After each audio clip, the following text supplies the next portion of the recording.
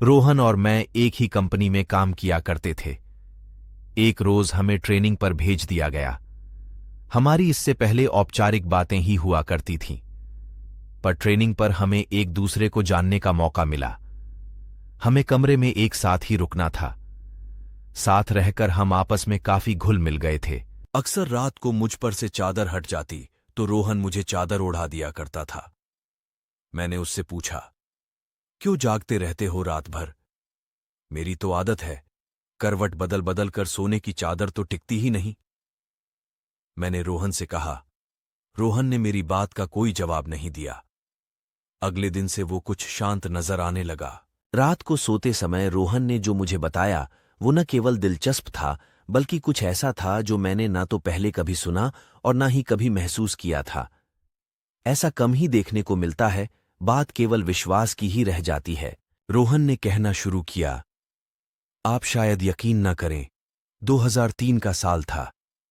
TV देखना, library जाना, दोस्तों से मिलना जुलना मेरी दिनचर्या बनी हुई थी। ऐसे में एक दिन मैं अपने दोस्त से मिलने उसके घर गया हुआ था। पता चला कि मेरे छोटे भाई राहुल की तबीयत खराब है, तो मैं तुरंत घर को निकल पड़ा। वहां जाकर मैंने देखा कि परिवार के सभी लोग मौजूद हैं और राहुल जोरों से चीख रहा है, जैसे उसे किसी तरह का दर्द हो रहा हो। उसकी हालत बिल्कुल भी देखने लायक नहीं थी। 3-4 लोग भी मिलकर उसे संभाल नहीं पा रहे थे। पिताजी ने कहा, इसे तुरंत डॉक्टर के पास ले चलते हैं, पर मां ने मुझे चुप रहने का इशारा किया। राहुल चीखता और बेहोश हो जाता। राहुल की चीखें अब भयानक होने लगी थीं। कोई उसका सर दबा रहा था, कोई उसकी छाती मल रहा था। नानी ने कहा, इसे पूजा घर में ले चलो। इतना सुनते ही राहुल जोरों से चीखा। शायद ये बात उसे पसंद नहीं आई। उसे घसीटकर पूजा घर में लाना पड़ा। पूजा घर में लाते ही वो और भी जोरों से चीखने लगा। उसे संभालना बहुत ही ज्यादा मुश्किल हो रहा था, तो हमने उसे कुर्सी से बांध दिया। फिर नानी ने उससे प्रश्न किया, बता कौन है तू? इस सवाल को सुनकर राहुल गुस्से में भर गया। उसका सर और छाती अब भट्टी की तरह तपने लगे थे। उसे अब और संभालना मुश्किल हो रहा था। नानी ने फिर कहा, बता कौन है तू? इस बार राहुल ने गुस्से में अपने दांत पीस लिए। उन दांतों के किटकिटाने की आवाज मेरे कानों में दर्द करने लगी थी। उसके बदन की सारी हड्डियां कड़क रही थीं। आखिर में उसने अपनी जबान बाहर निकाली, जो काली पड़ चुकी थी। यकीन नहीं हो रहा था किसी इंसान की जबान खींचकर इतनी लंबी भी हो सकती है। नानी ने फिर अपनी बात को दोहराया, बता कौन है तू? कहां से आया है? इस बच्चे ने तेरा क्या बिगाड़ा है? जहां से भी तुम आए हो वहीं लौट जाओ। बदले में जो कुछ भी मांगोगे हम तुम्हें देंगे, लेकिन इस बच्चे को छोड़ दो। राहुल ने अपना आपा खो दिया। वो उसी तरह कराहता, दांत पीसता, चीखता, चिल्लाता और बेहोश हो जाता। होश में आने पर उसे संभालना मुश्किल हो जाता था। मुझसे यह सब देखा नहीं गया। मैं बाहर आ गया और रोने लगा। उस वक्त मैंने हनुमान जी को याद किया, मंदिर में दिया भी जलाया। रोते रोते भगवान से राहुल के ठीक होने की प्रार्थना की और मैं वापस राहुल के पास आ गया। राहुल के रोने चीखने से वहां अब जमघट लग चुका था। लोगों की भीड़ में भी राहुल उसी तरह की हरकतें किए जा रहा था। उसके शांत होने पर मैंने उसे पानी पिलाया।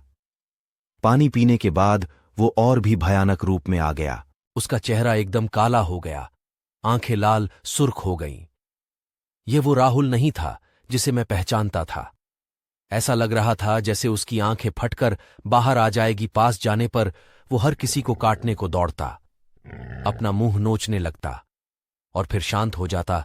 फिर कुछ देर बाद रोने लगता। मैंने पूछा, तुम कौन हो? क्यों हमें परेशान कर रहे हो? राहुल ने मेरी तरफ ऐसे देखा जैसे मेरी जान ले लेगा। राहुल कुछ देर तक मुझे घूरता रहा। अब वो राहुल नहीं था, उसकी जगह किसी और ने ले ली थी। सबको बारी बारी घूरने के बाद उसकी आंखें अपने कोटर में गोल गोल घूमने लगीं। मैं ऐसा नजारा अपने जीवन में पहली बार देख रहा था। राहुल का चीखना चिल्लाना और वो भयानक सी हंसी, वो दांत पीसना, किटकिटाना, दर्द में कराहना, हड्डियों का एक साथ कड़कना, ये सब कुछ एक मनहूसियत में बदल चुका था। फिर राहुल ने एक लंबी सांस खींची और छोड़ी। उसकी सांस की दुर्गंध इतनी थी कि वहां मौजूद सब लोगों ने अपना मुंह ढककर घर से बाहर निकल गए। ये सब देखकर राहुल पागलों की तरह हंसने लगा। लोगों के वापस अंदर आने पर राहुल फिर से सभी को घूरने लगा। हमने वापस उससे पूछा, कौन हो तुम? फिर वो एक औरत की आवाज में बोला, Kenapa tak tidur lagi, ha?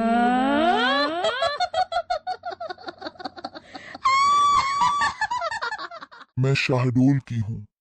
मैं हूँ तंत्रा। इसने मुझे जगा दिया है। अब मैं इसे नहीं छोड़ूंगी। इसे अपने साथ लेकर जाऊंगी।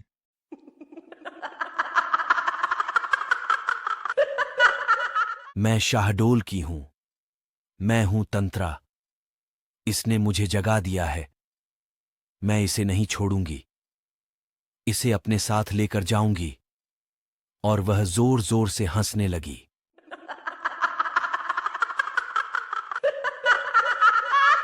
हमने कहा, जो तुम मांगोगी हम तुम्हें देंगे, पर इसे छोड़ दो। वो दुष्ट आत्मा अब अपने पूरे रूप में आ गई और बोली, मुझे एक मटकी 4 नारियल चुनरी और सिंगार का पूरा सामान लाकर दो तो मैं चली जाऊंगी। नहीं तो इसे अपने साथ ही लेकर जाऊंगी। मुझे एक मटकी, 4 नारियल, चुनरी, सिंगार का पूरा सामान लाकर दो तो मैं चली जाऊंगी। नहीं तो इसे अपने साथ ही लेकर जाऊंगी। जल्दी करो, जल्दी करो, दफा हो जाओ। ये सामान लेकर ही आना, वरना इसे तो मैं चबा जाऊंगी। इतना कहकर वह जोर से हंसने लगी।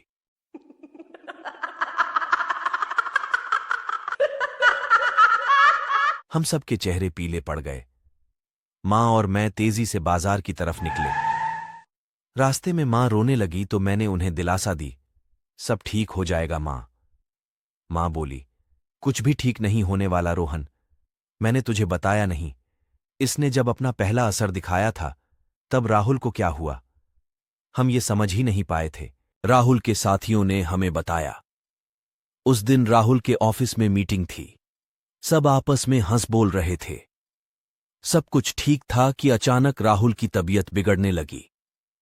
राहुल ने सामने रखा गिलास उठाया और पानी पिया। पानी पीते ही राहुल बेहोश हो गया। उसके साथी चौंक गए। 2 लोगों ने मिलकर उसे टेबल पर लेटाया। उस समय उसकी आंखों से आंसू बह रहे थे। वो अपने साथियों से कुछ कहना चाह रहा था, लेकिन उसके मुंह से एक शब्द भी नहीं निकल पा रहा था। उसके साथी उसे हॉस्पिटल ले गए। हमें जैसे ही सूचना मिली, हम सभी वहां पहुंच गए। राहुल कुछ देर बाद ठीक हो गया। उसके साथ क्या हुआ उसे खुद भी कुछ मालूम नहीं था। उसे इतना याद था कि वो बेहोश हो गया था। उसके बाद फिर कभी ऐसा कुछ नहीं हुआ जिससे कोई परेशानी हो। तो हम सबने इस पर ज्यादा ध्यान नहीं दिया। इतना सुनने के बाद मैंने कहा, तुम ठीक कह रही हो मां, लेकिन उसके बाद भी कुछ जरूर हुआ था। क्या मतलब है तुम्हारा? मां बोली। तब मैंने कहा, मतलब ये मां, पिछली बार जब मैं छुट्टियों में घर आया था, उस रात मैं कमरे में सो रहा था। तब रात के तकरीबन 3 बजे का समय रहा होगा। मेरे कमरे की खिड़की खुली हुई थी और उससे तेज हवा मेरे कमरे में आ रही थी। उस हवा के शोर से मेरी आंख खुली। मैंने देखा एक साया मेरे पास खड़ा था। ध्यान से देखने पर भी मैं उसका चेहरा नहीं देख पाया। उसके चेहरे पर कालिख के अलावा कुछ न था। उसका शरीर धुएं जैसा था। अचानक वो साया बादल की तरह तैरता मेरे पास आने लगा। मैं घबरा गया और अपनी चादर में मैंने अपने आप को समेट लिया। वापस देखा तो वो साया वहां नहीं था। इसके बाद मैं मटकी लेने चला गया और मां सिंगार के लिए सामान खरीदने लगी। मुझे दुकानें बंद मिली तो मैं सीधे कुम्हार के घर चला गया। वहां से लाल और काली दोनों मटकी ले आया। वापस आकर ज्यों ही सामान हमने राहुल के आगे रखा, वो शांत हो गया। नानी उसे देखने गई और राहुल के सामने जाकर खड़ी हो गई। कुछ देर तक नानी उसे ऐसे ही देखती रही तो हमने नानी से पूछा, क्या हुआ नानी? नानी हमारी ओर पलटी। अब नानी के चेहरे के भाव भी राहुल जैसे हो गए थे। ये देखकर हम और भी ज्यादा घबरा गए। नानी ने भी उसी चीख के साथ रोना शुरू कर दिया और कहा, मैं शाहडोल की हूं। मेरी हत्या कर दी गई थी। मेरी लाश के बेरहमी से टुकड़े टुकड़े करके दफन कर दिया गया। मुझे इंसाफ चाहिए। मुझे जहां गाड़ा गया था वहां ये लड़का पेशाब कर आया, और जब इसने वहां पेशाब किया था तब मैं सोई हुई थी। इसने मेरा अपमान किया और मुझे जगा दिया। पर अब मुझे कुछ नहीं चाहिए, मैं जा रही हूं। मुझे रास्ता दो। हमने पूछा, तुम इसे दोबारा परेशान तो नहीं करोगी? वो बोली, नहीं, इसने मेरा अपमान किया था, जिसकी सजा मैंने इसे दे दी। अब मुझे जाने दो। और नानी बेहोश होकर गिर गई। हमने नानी को संभाला। इतनी देर में राहुल भी सामान्य हो चुका था। हमने राहुल को भी कुर्सी से खोल दिया। फिर कुछ दिन सब कुछ सामान्य रूप से बीते, लेकिन एक दिन राहुल को एक काम के लिए भोपाल जाना पड़ा। राहुल और उसके ऑफिस के कुछ लोग भोपाल में ही वहां के एक होटल में रुके हुए थे। होटल में आधी रात को लोगों ने शिकायत की कि वहां कमरे से रोने की आवाजें आ रही हैं। होटल कर्मी ने जाकर देखा तो वो आवाजें राहुल के कमरे से आ रही थीं। कमरा अंदर से बंद था, तो होटल कर्मी ने दूसरी चाबी से कमरे का दरवाजा खोला और देखा कि सामने राहुल था, होटल की चादर में पूरा लिपटा हुआ, और जमीन से 2 फुट ऊपर हवा में उसका शरीर तैर रहा था। उसके मुंह से अजीब अजीब आवाजें आ रही थीं। इस भयानक नजारे को देखकर उन लोगों के दिल दहल गए। कुछ लोग तो भाग खड़े हुए। बाकी लोगों ने राहुल को पकड़ा तो वो चीख पड़ा और जोर जोर से चिल्लाने लगा, तो लोगों ने पुलिस को फोन कर दिया, जिसके बाद शांति भंग करने के आरोप में पुलिस राहुल को ले गई। उसके साथियों ने उसे छुड़ाया। उसके बाद राहुल का लगातार यही हाल रहा। किसी ने मांडल के जंगलों में एक तांत्रिक के होने की बात हमें बताई। शायद वो राहुल को ठीक कर सके। इसी उम्मीद में हमने उसे बुलाया। उस तांत्रिक ने भी आत्मा से बातें की तो उसकी वही मांग शुरू हो गई। मटकी, 4 नारियल, चुनरी और सिंगार का सामान। अभी तक याद है मुझे वो किस तरह अपनी मांगे दोहराती थी। इन सब के साथ उसने शराब भी मांगी। रात के समय शराब कहीं भी नहीं मिली। मैं भागा भागा अपने मोहल्ले की उन गलियों में गया जहां से मुझे गुजरना भी गवारा नहीं था। पर भाई की सलामती के लिए मैं उन गलियों में गया जहां अक्सर लोग नशे में धुत्त पड़े रहते थे। शराब की दुर्गंध के कारण दिन में भी उस गली से कोई नहीं गुजरता था। वहां जाकर मैंने उन लोगों से शराब मांगी तो उन्होंने कहा, क्या आज तू भी पिएगा? आजा, आजा, बैठ यहां। आज तू बेटा सारे गम भूल जाएगा।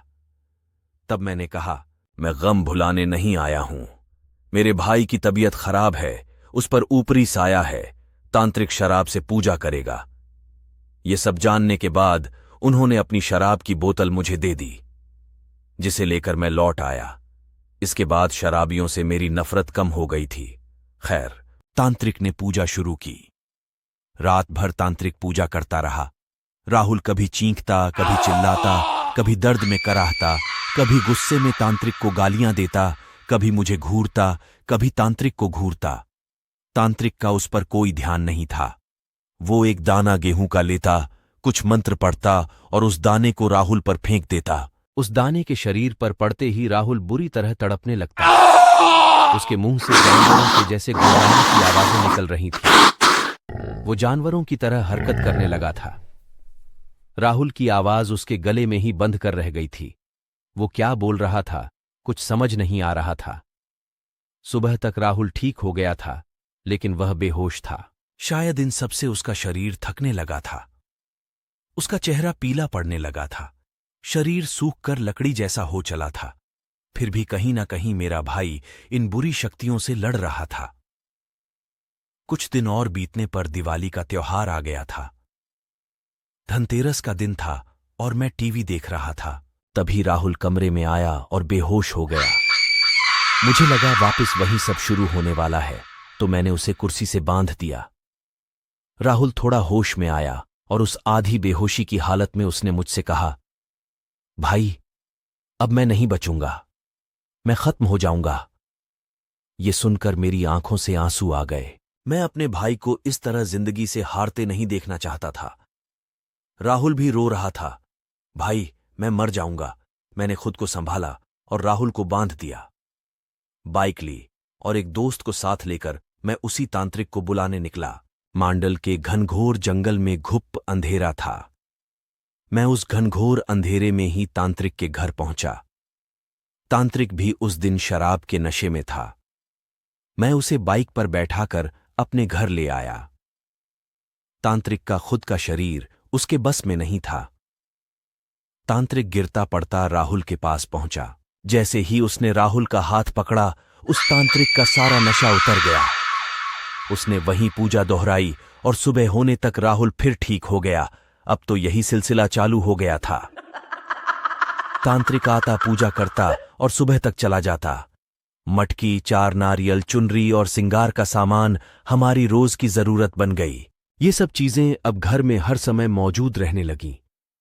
रोज रात गिरते ही घर में मनहूसियत सी छा जाती। घर के एक कोने में शराब की बोतलों का ढेर इकट्ठा हो गया था। ऐसा कोई मंदिर नहीं बचा, कोई मस्जिद नहीं बची जहां राहुल का इलाज नहीं करवाया। अंत में किसी ने कलकत्ता के काली मंदिर में जाने का सुझाव दिया।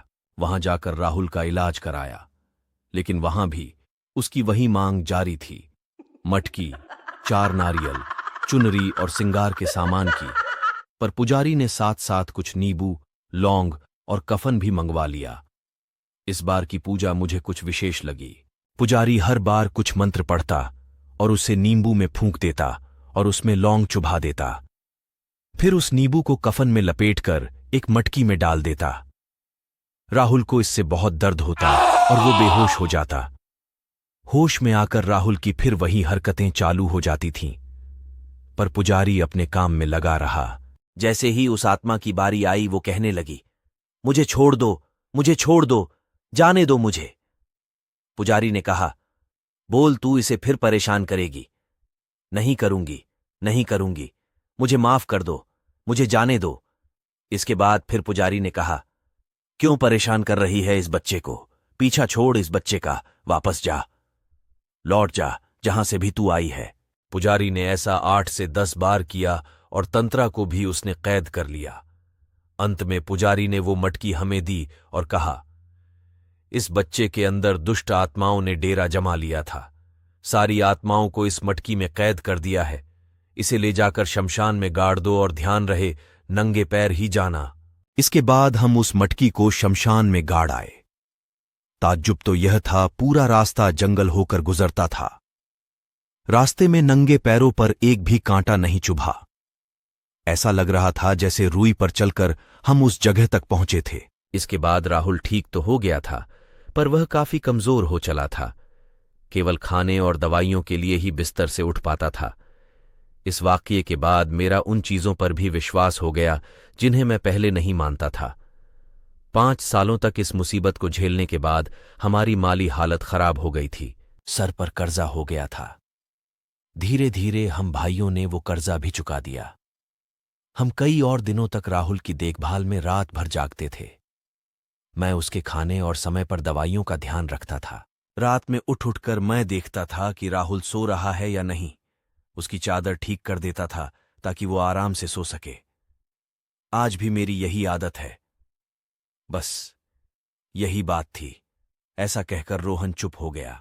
इस कहानी को ध्यान से सुनने के बाद अंत में मैंने रोहन से कहा, बेशक यह कहानी किसी के लिए बेमिसाल हो या ना हो, लेकिन तुम दोनों भाइयों का आपसी प्यार बेमिसाल है। दोस्तों, ये कहानी आपको कैसी लगी कमेंट करके जरूर बताइए, ताकि हम आपके लिए और बेहतर कहानी ला सके।